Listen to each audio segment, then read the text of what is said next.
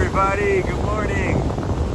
I wanted to talk about a quick trial tip. One of the things that we see when trying serious injury cases for injury victims and their families. And one of the things we see is that the insurance company defense lawyers, what they try to do is they try to intimate, sometimes like a hint, sometimes they say it outright, that our client is some kind of like a fraud, right?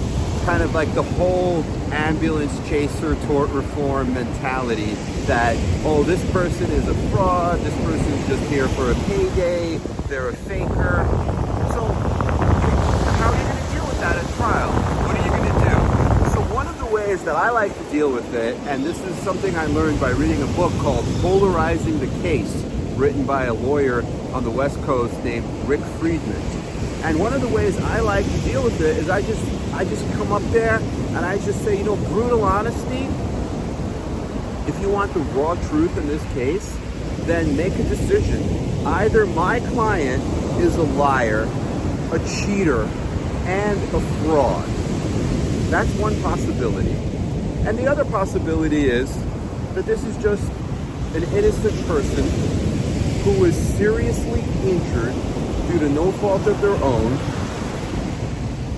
and is just asking to be made whole, to be put in the same position they were in before this tragedy happened. And you decide which one.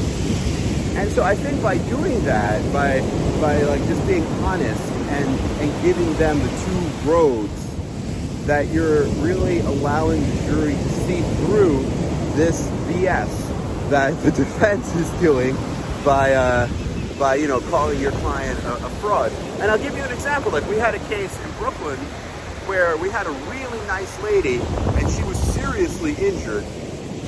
And she was actually a passenger in a car.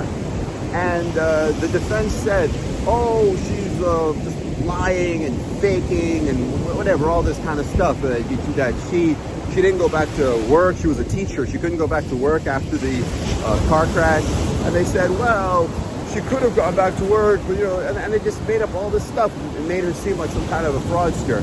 So we said that. We said, like, well, is she a liar, a cheat, and a fraud? Is that really what you think? Or is just a person who, look, they were in this horrible car crash. We have the proof from the hospital. We have the proof from their doctors. They have these injuries. We have it on the diagnostic films and the MRIs. So all of this is just like a long con going on, 5 years.